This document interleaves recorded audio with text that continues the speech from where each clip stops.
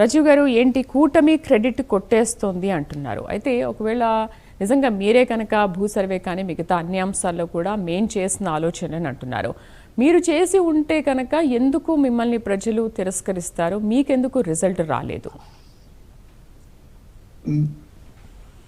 ముందుగా prime 9 TV news channel వీక్షకులందరికీ కూడా నా హృదయపూర్వక నమస్కారాలు. Good evening one and all.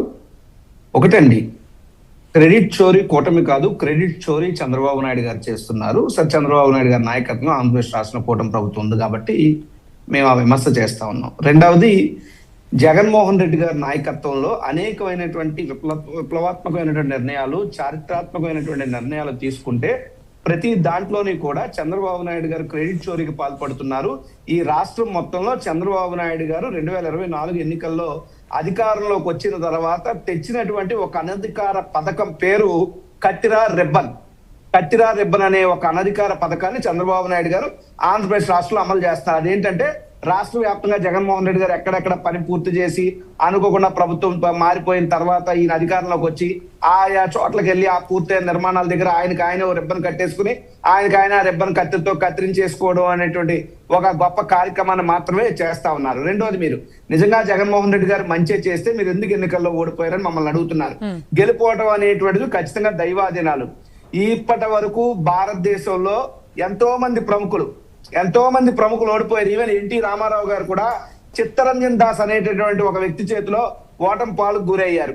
అదే విధంగా బాబాసాహెబ్ డాక్టర్ బిఆర్ అంబేద్కర్ గారు కూడా స్వతంత్ర భారతదేశంలో ఓడిపోయినటువంటి చరిత్ర మనకు తెలుసు. కాబట్టి ఓడిపోయినంత మాత్రాన ఆ మనిషి మంచి చేయలేదు అని చెప్పడం అనేటువంటిది చాలా తప్పు, పొరపాటు, ఆక్షేపణీయం కూడా. రెండోది, ఇదే చంద్రబాబు నాయుడు మరి దాదాపు 3 సార్లు ముఖ్యమంత్రిగా చేశారు. అనేక పర్యాయాలు 2004లో ఓడిపోయారు, 2009లో ఓడిపోయారు, 2019లో ఓడిపోయారు. ఈ 3 సార్లు చంద్రబాబు నాయుడు గారు ఓడిపోయారంటే అంతకుముందు 3 సార్లు కూడా చంద్రబాబు నాయుడు గారు అసలు పరిపాలనే చేయలేదు, ఆయన చేసినవన్నీ తప్పులు పొరపాట్లు కాబట్టి ఓడిపోయారు అనడానికి అన్న మాటను తెలుగుదేశం పార్టీ ఏమైనా ఒప్పుకోవడానికి సిద్ధంగా ఉందా అన్నటువంటిది కూడా నా యొక్క ప్రశ్న. ఇక్కడ ఒకటే చెప్తా ఉన్నాం, జగన్మోహన్ రెడ్డి గారి హయాంలో జగన్మోహన్ రెడ్డి గారు జగనన్న అమ్మ ఒడి అనేటువంటి ఒక పథకాన్ని తెచ్చారు. వీళ్ళు దానికి పేరే మార్చారు, తల్లికి వందనం అని మార్చారు. జగన్మోహన్ రెడ్డి గారు రైతు భరోసాను తెచ్చారు, దానికి వేరే పేరు మారుస్తారు. జగన్మోహన్ రెడ్డి గారు గ్రామ వార్డు సచివాలయ వ్యవస్థను తెచ్చారు, దాని విజన్ యూనిట్లు అంటారు, స్వర్ణ గ్రామాలు అంటారు. What is this? అంటే జగన్మోహన్ రెడ్డి గారు తెచ్చిన పథకాలకు మాత్రమే పేర్లు మార్చుకునేటటువంటి దానికోసమేనా మీకు అధికారం ప్రజలు ఇచ్చింది? నేను అడుగుతున్నా ఒకటే, చంద్రబాబు నాయుడు గారిని కానీ సోకాల్ తెలుగుదేశం పార్టీ వారిని కానీ, చంద్రబాబు నాయుడు గారు రాజకీయ ఆరంగరేటం చేసి నుండి నేటి వరకు సుమారు 40 ఏళ్ల రాజకీయ జీవితంలో ఆయనంతటా ఆయన మదిలో పుట్టినటువంటి ఒక ఆలోచన ప్రజా శ్రేయస్సు కోసం ఒక పథకంగా మారి ప్రజలకి మంచి చేకూర్చినటువంటి ఒక సంక్షేమ పథకం పేరు చెప్పండి మేడం. ఒక్కటి కూడా చెప్పలేరు.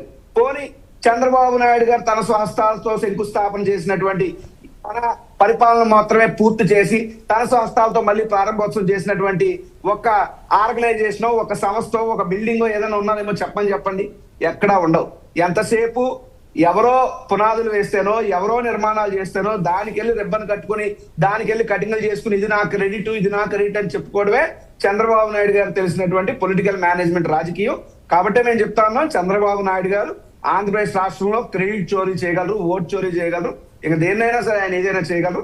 కాబట్టి మేము చెప్తా ఉన్నాం, ఆ రోజు జగన్మోహన్ రెడ్డి గారు తీసుకొచ్చినటువంటి జగనన్న భూ పథకం ఏదైతే ఉందో దాని మీద అవాకులు చవాకులు మాట్లాడారు. వాళ్ళ సొంత తాబేదారు మీడియాలో ఎన్నికలకు 3-4 రోజుల ముందు ఒక ఈనాడు లాంటి ఒక పెద్ద పేపర్ లో ఫ్రంట్ పేజ్ ఒక యాడ్ వేసి, ఇగో మీరు జగన్మోహన్ రెడ్డి ఓటేస్తే మీ భూమి మీకు కాకుండా పోతుందని చెప్పి దుష్ప్రచారాలు చేశారు. అసలు ఆ పథకాన్ని ఎందుకు తీసుకొచ్చారు? 100 ఏళ్ల తర్వాత భూ సర్వే చేయాలన్న ఆలోచన జగన్మోహన్ రెడ్డి గారు ఎందుకు చేశారు? అంతకుముందు అధికారంలో ఉన్న చంద్రబాబు నాయుడు ఏ రోజు పేద ప్రజల కోసం ఎందుకు పట్టించుకోలేదు? ఈ వ్యక్తి కూడా ఆలోచించే విధంగా రాజకీయం జరగలే. ఎంతసేపు గుడ్డకాల్చి మీదేయడు, ఎంతసేపు బురజల్లడు. ఈ రోజు జగన్మోహన్ రెడ్డి గారు చేసిన పనులన్నీ తీసుకుని వచ్చి, ఇగో ఇది నేనే QR కోడ్ తెచ్చానంటాడు. ఏంటండి ఇది? ఈయన సెల్ ఫోన్ కనిపెట్టాడు, ఈయన ఇంటర్నెట్ కనిపెట్టాడు, ఈయన కంప్యూటర్, ఈయన దయ వల్ల సత్యనాథెల్ల, ఈయన దయ వల్ల గూగుల్ పే చేయి, ఇంకిష్టం వచ్చినట్టు చంద్రబాబు అక్కడెక్కడో సింధు గారు గెలిస్తే ఈయన క్రెడిట్, ఇంకో దగ్గర ఇంకో మహిళలు క్రికెట్ గెలిస్తే లోకేష్ గారు. రాజీవ్ గారు, ఎవరి ప్రభుత్వ హయాంలో ఎవరు ఏం చేస్తే వాళ్ళు ఆ క్రెడిట్ వాళ్ళు తీసుకుంటారు. ఇప్పుడు మీ ప్రభుత్వ హయాంలో మీరు భూముల రీసర్వే అసలు ఏమి తెలియదు ఎవరికి. నా పాదయాత్రలో వచ్చిన ఆలోచన కాబట్టి మేమే భూముల రీసర్వే చేసి చూపించాము. అసలు చంద్రబాబు నాయుడుకి ఇది చేయాలన్న ఆలోచన లేదు అని అన్నారు. ఓకే ఫైన్, మీరు మీ ప్రభుత్వ హయాంలో చేశారు కాబట్టి ఆ క్రెడిట్ మీరు చెప్పుకుంటున్నారు. ఇప్పుడు ఆయన ప్రభుత్వ హయాంలో ఆయన అన్నిసార్లు సీఎం అయినప్పుడు ఆయన ప్రభుత్వ హయాంలో ఏమేం చేశాడనే విషయాల్ని ఆయన చెప్పుకుంటున్నారు, క్రెడిట్ తీసుకుంటున్నారు. దాంట్లో తప్పే ఉంది. మీరు క్రెడిట్ తీసుకున్నప్పుడు మనం మిమ్మల్ని అప్రిషియేట్ చేసినప్పుడు వాళ్ళని కూడా మనం అప్రిషియేట్ చేయాలి కదా, తప్పే ఉంది దాంట్లో. నేను తప్పు ఒప్పులు అంచడానికి కాదు కదండి, ఉన్న నిజాన్ని ప్రజల దృష్టికి చేకూర్చేదా తీసుకెళ్లాలనేటువంటిది నా ఉద్దేశం. ఏమంటే సింధు గారు బ్యాట్స్మెన్ ఆడడానికి చంద్రబాబు నాయుడు గారు రాజకీయాలు చేయడానికి ఏమైనా సంబంధం ఉందండి? సత్యనారాయణ గారు మైక్రోసాఫ్ట్ సీఈఓ అవడానికి చంద్రబాబు నాయుడు గారు రాజకీయాలకి ఏమన్నా ఏ కోసానన్నా సంబంధం ఉందండి? సంక్రాంతి పండగకి చంద్రబాబు నాయుడు గారి కుటుంబానికి ఏంటండి సంబంధం? సంక్రాంతి పండగకు ఊర్లు వెళ్ళాలనే ఆలోచన చంద్రబాబు నాయుడు గారి కుటుంబ సభ్యుల ద్వారా ఆంధ్రప్రదేశ్ రాష్ట్రం నేర్చుకుందంటే ఇంకంతకన్నా దౌర్భాగ్యం ఉందండి. పైపచ్చి ఇంకో ఆయన మహానుభావుడు ఎవరో మాట్లాడతారు, మా ఉత్తరాంధ్ర ప్రాంతం చెందిన పౌర విమానయాన శాఖ మంత్రి failure civil aviation minister Rammohan Reddy గారు మాట్లాడుతూ ఇప్పటి వరకు దేశ విదేశాల్లో చదువుతున్నటువంటి తెలుగు వాళ్ళు, ఉద్యోగాలు చేస్తున్న తెలుగు వాళ్ళు అవునన్నా కాదన్నా ఏదో రకంగా అడిదిప్పి చంద్రబాబు నాయుడు గారి క్రెడిట్ అటు ఏంటిది? ఆ లమ్మానాన్న కష్టపడి ఓ పూట తిండి మాని ఓ పూట నిద్ర మాని ఆ పిల్లల్ని చదివించి ఫీజులు కట్టి ఆ పిల్లల కోసం అప్పులు తెచ్చి ఆ పిల్లలు విదేశాలు వెళ్తే మురిసిపోయి ఆ పిల్లలకు పెళ్లిళ్ళు చేసి సెటిల్ చేసి ఆ తల్లిదండ్రుల కష్టాన్ని కూడా దోచుకునేంత స్థితిలో ఈ తెలుగుదేశం పార్టీ ఈ నాయకులు ఈ చంద్రబాబు నాయుడు గారు ఉన్నారంటే వీళ్ళ క్రెడిట్ చోరీలు అనకపోతే మరి ఏమనాలి చెప్పండి? సో వాళ్ళ వ్యక్తిత్వం అది అన్నటువంటి విషయాన్ని చెప్తున్నాం మేము. ఖచ్చితంగా జగన్ ఈ రోజు ప్రజలకు జరుగుతున్నటువంటి రీసర్వే ఏదైతే ఉందో అది ఖచ్చితంగా జగన్మోహన్ రెడ్డి గారు ఆలోచన, జగన్మోహన్ రెడ్డి గారు చేయాలన్న మంచి. ఆ రోజు ఒకే ఒకటి చంద్రబాబు నాయుడు గారు రాజకీయ తీరు, జగన్మోహన్ రెడ్డి ఏది చేస్తే అది తప్పు, జగన్మోహన్ రెడ్డి చేసిన నేను రిపీట్ చేస్తే చంద్రబాబు నాయుడు గారు అది మాత్రం అయిపోద్ది అంటేనే ఒప్పు. ఇది ఇలా తెలిసినటువంటి చెత్త రాజకీయం తప్పితే ఇంకొకటి లేదు. దీన్నే ఈ రోజు జగన్మోహన్ రెడ్డి గారు ప్రెస్ మీట్ పెట్టి వాస్తవాలన్నీ కూడా ప్రజల ముందుకు మీడియా ద్వారా జగన్మోహన్ రెడ్డి మాట్లాడడం జరిగింది. ఓకే, భూముల రీసర్వే పాస్బుక్ల ఘనత అంతా కూడా మేమే తీసుకొచ్చాం, మాదే ఘనత అంటున్నారు. అలాంటప్పుడు ఫీల్డ్లో ఇంకా ఎందుకు రైతులు కనిపిస్తున్నారు? రైతులు ఎందుకు తమ ఆవేదన వ్యక్తం చేస్తున్నారు? నిజంగా ఎవరు కనిపెట్టలేంది మేమే తీసుకొచ్చాం మా ప్రభుత్వ హయాంలో అనుకున్నప్పుడు రైతుల కష్టాలు ఎందుకు తీరలేదు? మీరు ఎందుకు దాని మీద పూర్తిగా రీసెర్చ్ చేయలేదు? ఎందుకు పూర్తిగా ఆ సమస్యను పరిష్కరించలేదు? అసలు భూ సర్వే జగన్మోహన్ రెడ్డి గారి నాయకత్వం ఆంధ్రప్రదేశ్ రాష్ట్రంలో జరగడానికన్నా ముందు ఎన్నేళ్ల క్రితం జరిగిందో వీళ్ళు ఎవరికైనా తెలుసండి? ఎప్పుడో 1923లో మాత్రమే బ్రిటిషర్ల పాలనలో మాత్రమే భూ సర్వే జరిగింది. ఇప్పటి వరకు మళ్ళీ ఆ విధమైనటువంటి భూ సర్వే జరగలేదు.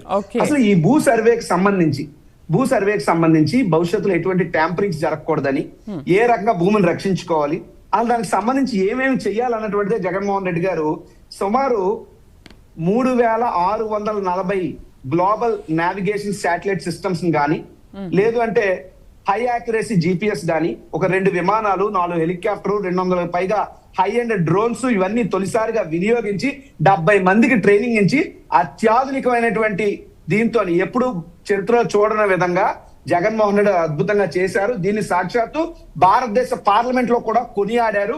నేను with date and time and on record నేను చెప్పగలుగుతాను, నా దగ్గర డేటా ఉంది. దాంతో పాటు ఎవరితో కొలాబరేట్ చేసి తెలిసిన ఆంధ్రప్రదేశ్ రాష్ట్ర ప్రభుత్వం Indian National Mapping and Survey Agency works under the Department of Science and Technology of Government of India. వీళ్లతో కొలాబరేట్ చేసాం. జగన్మోహన్ రెడ్డి గారి ఫోటో అట పాస్ పుస్తకం మీద ఉందట, అది ఉంటేనట జగన్మోహన్ రెడ్డి గారు ఇలా ఆస్తి తీసేసుకుంటారట. జగన్మోహన్ రెడ్డి గారి ఫోటో అట పునాదురాల మీద ఆ సర్వే రాళ్ళ మీద వేసారట, అది వేస్తేనట దాన్నేమో వీళ్ళు జగన్మోహన్ రెడ్డి గారు తీసేసుకుంటారట. ఇది వీళ్ళు చేసినటువంటి దిక్కుమాల ప్రచారం. గురగాంలో ఉన్నటువంటి ఒక సంస్థ టైఅప్ అయ్యి ఎన్ని లక్షల ఫోన్ కాల్స్ చేయించి ఏ రకంగా దుష్ప్రచారాలు చేశారు. నిజంగా చంద్రబాబు నాయుడు గారు ఓకే మేము ఆ రోజు చెప్పాం ఈ రోజు చెప్పాం అది మాకు క్రెడిట్ అని, దాన్ని ఆ రోజు మీరు తప్పు అన్నారు కదా, మరి ఈ రోజు మీరెందుకు చేస్తున్నారు? ఈ రోజు ఎన్డీఏ ప్రభుత్వం మీరెందుకు యూటర్న్ తీసుకున్నారు? మేము చేస్తున్నాం దాన్ని ఎన్డీఏ ప్రభుత్వం కూడా సమర్థించింది.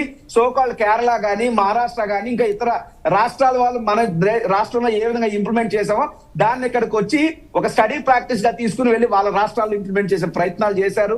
దీని సాక్షాత్తు భారతదేశం సంబంధించిన అత్యున్నత వ్యక్తులు కూడా దీన్ని అభినందించినటువంటి పరిస్థితులు. అవన్నీ మానేసి ఇంకా జగన్మోహన్ రెడ్డి గారు ఫోటో ఉంది ఆయన పట్టుకుపోతాడు, ఈయన ఫోటో ఉంది ఆయన పట్టుకుపోతారు. ఇటు ఫోటోలు రాజకీయమా మీరంతా? జగన్మోహన్ రెడ్డి గారు QR కోడ్ పెట్టారు. QR కోడ్ పెడితే ఈ మొత్తం డిజిటలైజేషన్ ఎవరిది భూమి ఎంత, కనీసం లాటిట్యూడ్ లాంగిట్యూడ్ లేకుండా వీళ్ళు పాస్ పుస్తకాలు ఇస్తున్నారండి ఈ రోజు. బట్ లాటిట్యూడ్ లాంగిట్యూడ్స్ తో కూడా జగన్మోహన్ రెడ్డి గారు ఎగ్జాక్ట్ మ్యాపింగ్స్ తో మేము చేసే ప్రయత్నం చేసాం. అయితే కాలం కలిసి రాలేదు, మా ప్రభుత్వం ఓడిపోయింది. అయినప్పటికీ ఎవరైనా హుందాతనంగా ప్రవర్తించాలా? చంద్రబాబు నాయుడు గారు మా తాత వయసు ఉంటుంది ఆయనకి, సీనియర్ రాజకీయ నాయకులు ఆయన ఏం చెప్పాలా, ఉన్నతనంగా ప్రవర్తించాలా. ఇది మంచి పథకం జగన్మోహన్ రెడ్డి గారు ప్రారంభించారు. సరే ఆ రోజు నా రాజకీయ అవసరాల కోసం ఆయన మీద నేను బుర్ర చెల్లాను, కానీ అది కాదు, దీనివల్ల ప్రజలకు మంచి జరుగుతుంది. ఇప్పుడు మా ప్రభుత్వం లోటుపాట్లు ఉన్నాయి, దీన్ని సరిదిద్దుతాం, ప్రజలకు ఇంకా మంచి చేస్తాం అంటే అది శభాష్ చంద్రబాబు నాయుడు గారు అంటాం. అంతే తప్ప ఈ రోజు కూడా మీరు రాబందుల్లాగా మా మీద మా రాజకీయ పార్టీ మీద మీరు పడి ప్రజలకు చేసేటువంటి మంచిని మీరు తొక్కి పెట్టేస్తూ ప్రజలకు ఈ రోజు మీరు చేస్తున్నటువంటి రీసర్వే వల్ల ఎంతమంది ప్రజలు నష్టపోతున్నారో వాళ్ళకి తెలుసు, మాకు తెలుసు. కాబట్టి ఈ రోజు జగన్మోహన్ రెడ్డి ప్రెస్ మీట్ పెట్టి సవివరంగా అన్ని వివరించారు.